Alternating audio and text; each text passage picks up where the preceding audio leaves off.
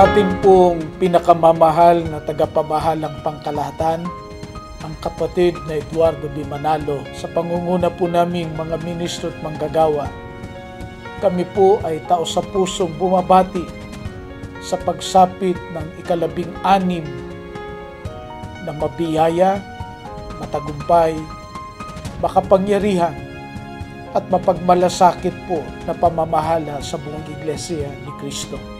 Patuloy po na kami ay nangangako na kaisa kami sa pagpapatatag at pagpapatibay sa pananampalataya ng ating mga kapatid. Patuloy po naming itataguyod ang puspusang gawaing pagpapalaganap po sa aming distrito sa kapurihan ng Panginoon Diyos at ng ating Panginoong Hesukristo. Patuloy po naming itataguyod ang pagdaragdag at pagpapatibay sa mga may tungkulin sa Iglesia. Patuloy po naming ipagmamalasakit ang kapisahan ng pangsambahayan sa paraan ng paglulunsad ng iba't ibang aktibidad.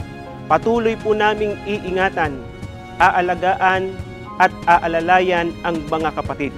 Patuloy po naming pauunlarin at patatatagin ang pananampalataya ng aming mga kapatid sa distritong ito. Kami po ay nangangako na patuloy po na makikipagkaisa sa ating namamahala sa pagtataguyod at sa ikapagtatagumpay ng lahat ng mga gawain na kanilang inilulunsad.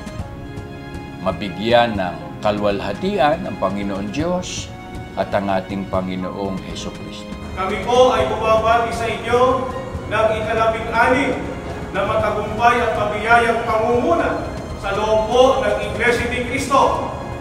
Mahal